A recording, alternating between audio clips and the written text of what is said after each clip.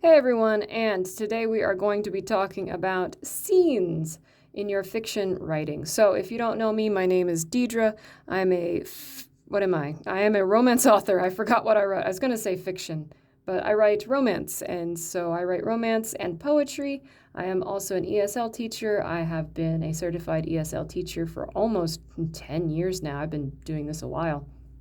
If you are interested in learning how to write, but you are overwhelmed by all of the pieces that you have to master, I am here to help you. So today we'll talk about scenes. Scenes are very important pieces of your story. We'll be looking at what a scene is and does, and how to outline a scene, including the beginning, middle, and end of the scene, and common mistakes while writing scenes.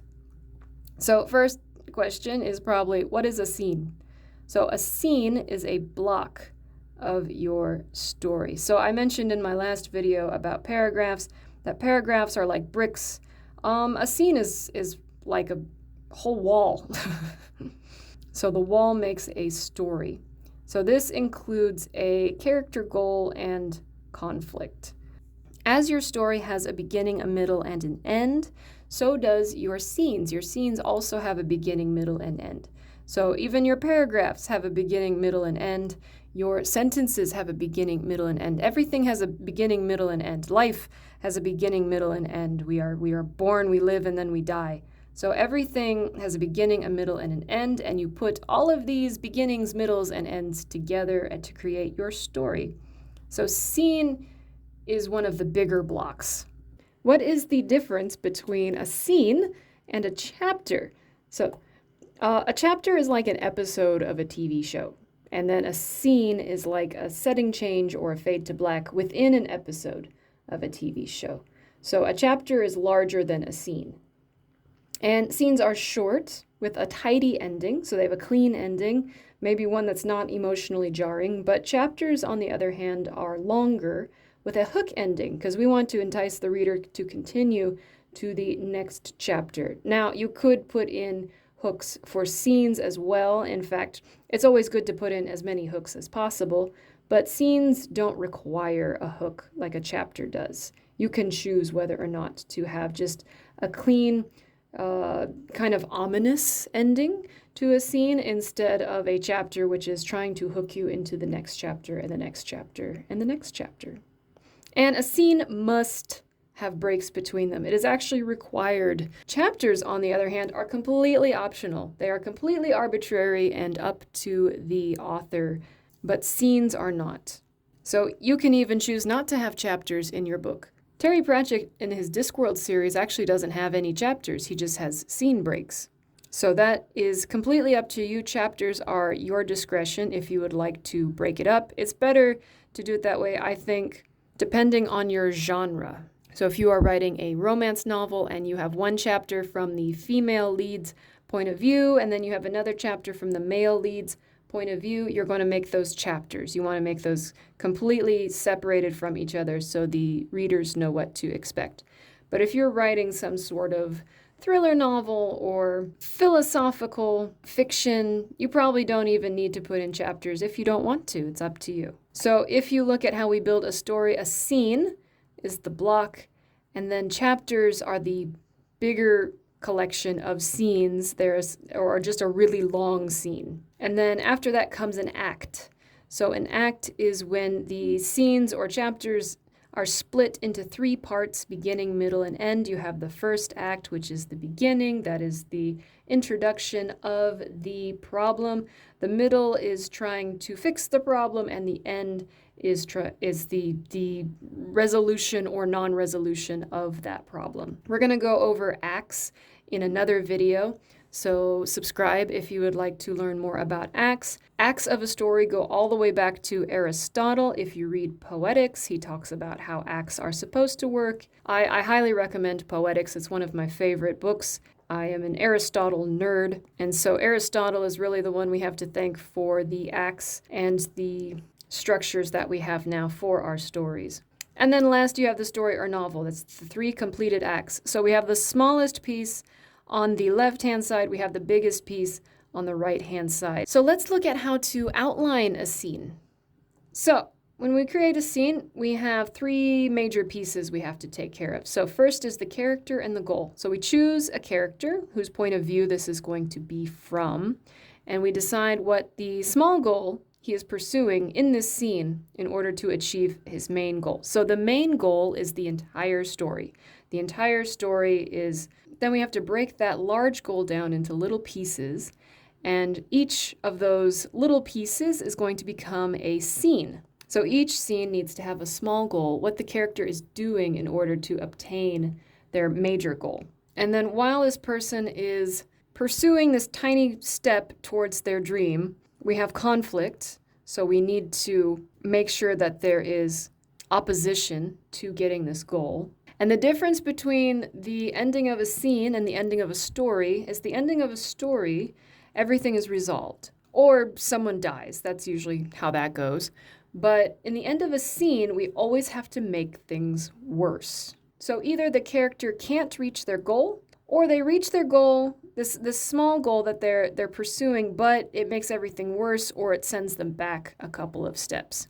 So this is how we're going to outline a scene. So first, who is in the scene, right? So we're going to decide which character is in the scene, whose point of view is it from. And how does this scene raise the stakes? So raise the stakes is a very important part of writing. It means how does this scene make things more complicated for the characters? How does it make it more difficult for them to reach their goals? And how do characters change by the end of the scene? So by the end of the book, you want your characters to completely change. So they're going to change in a macro type of way because this person has overcome obstacles, and so overcoming those obstacles creates a new person. And so we can't just have them jump from being the person they were to the person they are. We need to have little micro changes all the way through the story.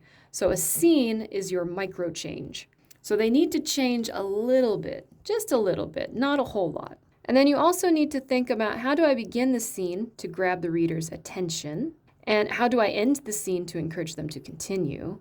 And also, what happens if I take this scene out of the story? And just for the record, this is a stock photo, and I actually have no idea what it says. So if it says something crazy, I am so sorry, but I just realized that I put this picture with random words, and I don't know what it says. So if anyone wants to translate this for me, go for it. So first question we have, who is in the scene? You need to choose the main point of view character. So just choose one POV character per scene, and decide who will be the best character to report the events of the story. So if you're using first person, which means you are using the I, me, us type of pronouns, then you will try to decide how they will report the scene and which one is best. Now, you should be deciding who will tell the story overall before you even write. So if you are going to flip between points of views, you need to decide your rhythm for that and how you will do that. I actually have a video on choosing point of view. If you want to look at that, I believe that is video number 4 in this series. So I will make sure to put a link in the description if you want to learn more about choosing a point of view for your story. And then decide who the main point of view character will interact with and why. Once we've chosen this scene and we've chosen who's going to be the main character of this scene and what their problem is, we need to decide who they will interact with. So do the secondary characters or supporting characters create obstacles, or do they help solve the problem? Another thing they should do is be forming a more intimate bond or damaging the relationship. So they need to be doing one or the other.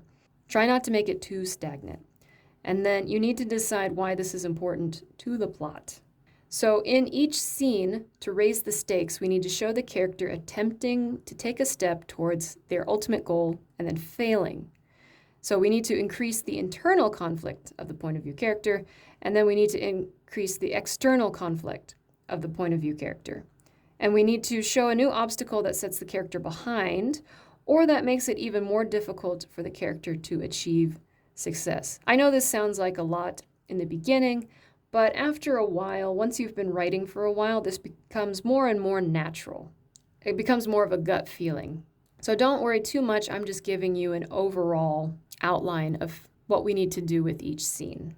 Okay, and so how do the characters change by the end of the scene? So I mentioned this really briefly before, but point of view characters should grow or regress slightly, just a little bit. And so should the chemistry between the characters.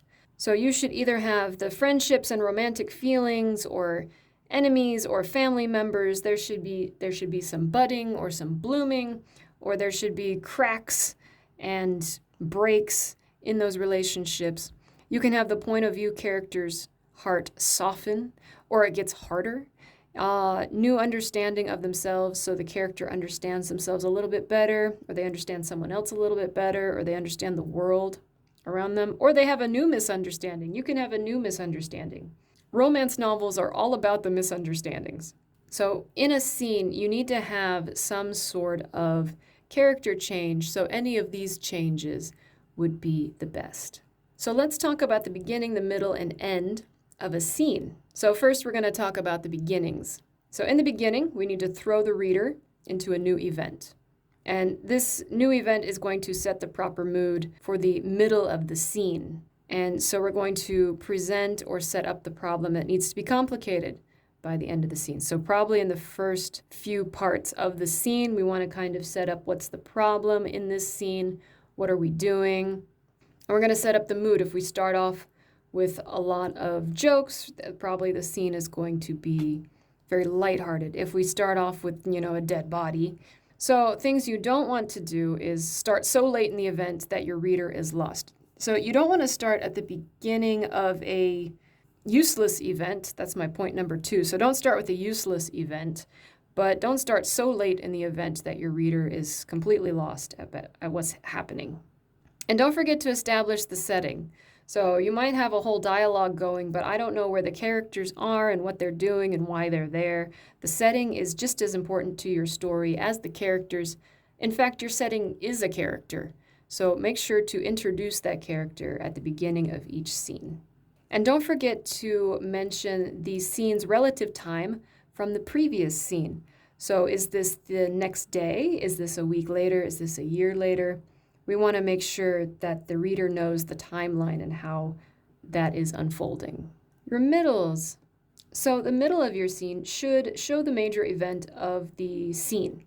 So whatever the conflict was. And it should have a consistent mood. So it should be romantic, it should be suspenseful, tragic, reflective, lighthearted. You can kind of interweave these, but you want one dominant mood over your scene. And the middle should deepen the plot. It should make things more complicated. It should show more of an internal struggle or an external struggle. And don't have too many scenes in a row with the same mood. So too many action scenes in a row, very exhausting. Too many romance scenes is actually very stagnant. And too much tragedy is just really depressing. Also, if we have a scene and we solve one problem, we want to create another problem. We can't resolve all the problems. We only resolve all the problems at the end of the story. And don't forget to create events that affect the character arcs of the main point of view characters and side characters. So all of these events have to slowly change the main characters so they are different people at the end than they were at the beginning. So let's talk about endings. So the end of your scene should create questions for the reader. What's going to happen next? Where is he going to go? What is he going to do? It should create a new problem for the characters, maybe one or maybe more. And it should end with a hook or dramatic statement, maybe a realization or threat in order to keep the reader reading. If you are doing scenes, you could probably do something a little softer than a chapter. So you want to have some kind of hook, but not as strong as a chapter hook. So you can have a soft realization or a soft threat or a soft dramatic statement. I know that's kind of a weird sentence to say, a soft dramatic statement. At the end of a chapter, you want more life or death. So at the end of the scene, you want to make sure you don't solve all the problems in a plot. There always needs to be a problem or two unsolved. And also don't end abruptly. So it is still an ending. It's still the mini end of a story. So you want to make sure that it's a clean ending, it's not abrupt, and that the ending makes sense.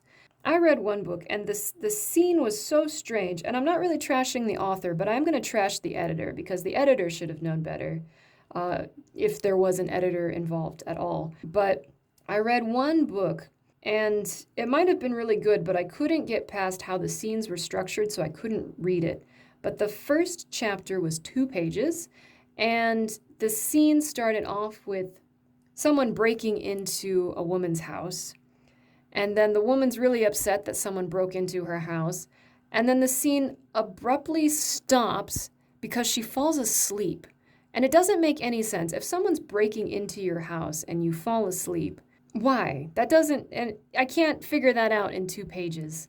It was a very strange couple chapters, and after that, I don't know, I couldn't get past it.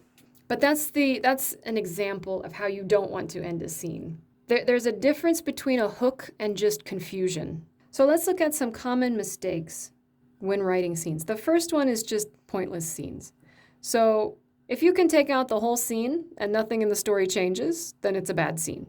So you need to make sure your scene does at least one of the following. It raises the stakes. Actually, every scene should raise the stake. And deepens or complicates the relationships between the characters. It makes the inner conflict or outer conflict worse or harder for the main character. And it has some action or suspense that is critical for the overall plot. Another huge problem is repetitive pace. So when we're building scenes, we want to make sure that consecutive scenes don't have the same pace. So for example, let's say I'm writing this book. Esmeralda goes to her birthday party, meets lots of fun people, and does some dancing. So that's a really happy scene. And then in scene 2, she has a conversation with her father about a bright and happy future, another happy scene. And then scene 3, Esmeralda meets a handsome stranger and falls in love at first sight. It's another happy. So actually, this is not good storytelling because we need to jazz up the pace. These are all a slow pace. So this makes the story dull. But if we go in the other extreme, it's also bad. So imagine scene 1 is Esmeralda verbally fights with a pirate captain, Adrian. It's very tense. And then scene 2, a band of privateers attack the ship Esmeralda is on, also tense. And then Esmeralda must fight a swarm of sirens, also tense. So this is actually all action sequences, and that makes the story exhausting. There's no break for the reader to breathe. So this is how the scene is actually paced, and this is all from my book, Gods of the Sea. And so this is how I've paced the scenes. So Esmeralda goes to her birthday party and meets a handsome stranger. It's happy. And then she's told that she's betrothed to an older man she has no interest in, so that's more dramatic and tense. And then Esmeralda meets a suspicious man at her party who announces he's going to kidnap her. And so that's suspense and drama and action. So the moods of these scenes are shuffled, so it keeps the reader more interested. Also, another problem is weak starts and finishes. So if paragraphs are your bricks in storytelling, I'm going to say that scenes are like the walls. So if you have weak bricks, your walls will fall apart. If you have weak walls, your whole building will fall apart. So you want to make sure you have strong starts and finishes for each of your scenes. So start off your scene strong with either dialogue or setting narration or an event that will hook the reader's interest. Cut out all useless fluff in the beginning that is not a hook. Put all your fluff in the middle. So we want to hook the reader at the beginning. Anything fluffy or reflective or something of that sort, put it in the middle when we've already hooked the reader. And then finish up the scene with something tight and clean. It doesn't need to be a cliffhanger, but it needs to encourage the reader further into the story. So it's usually done by creating a question for the reader. What will he do next? How will he handle this problem? Who is the guilty party in this mystery? Something along those lines. We need a question. And problem number 4 is not breaking your scenes. So scenes need to have breaks. It is not optional. So when do you break a scene? First is when the point of view character changes. There are some exceptions in modern fiction, but this is the general rule. When time has passed, so it doesn't really matter how long, if it's 1 day or 1 year, if we are shifting time, if this is no longer in the same time frame, we're going to have a scene break. When the point of view character changes locations, so even if you have the same point of view character in your new scene, if they are in a new location, we are going to have a break. Remember, each scene has a goal, and the end of your scene determines whether or not your character has completed that goal. So if they've failed, we need to cut it off, make it dramatic, end the scene. And also when we're shifting into a different toned scene, a different mood. So if we have a happy scene, and then we have a dramatic scene, we need to have a break between the two. And then if we have an action scene, we need to have another break before the action scene. So let's recap. So first we talked about scenes. What is it? The scene is a block of a story. In a scene, the character makes a small step towards his ultimate goal and fails in some way. And so how do we outline a scene? First, the beginning throws the reader into a new event and presents a new goal. The middle shows the point of view character attempting to meet the goal, increasing the internal or external conflict. And the ending shows the character complicating his journey to his ultimate goal by failing, coming to a dead end, or making things worse. And so mistakes. Mistakes are pointless scenes, repetitive pace, weak starts and finishes, and not breaking between scenes. So, if that was helpful, give it a like and describe. If you want more help with scenes, writing scenes, I have a scenes workbook that you can download absolutely for free. So this workbook includes tips on outlining scenes. It also has exercises and writing prompts to help you build your scene writing skills. And there's also a 14-day writing challenge to improve your creative writing. So go ahead and download that from the link below. If you have any questions on writing scenes or writing fiction in general, go ahead and write them in the comments below and I will try to answer them. If this was helpful and you would like to learn more about the elements of writing, go ahead and subscribe. More videos are coming. In the meantime, keep being beautiful beasts, and I will see you tigers later. Peace.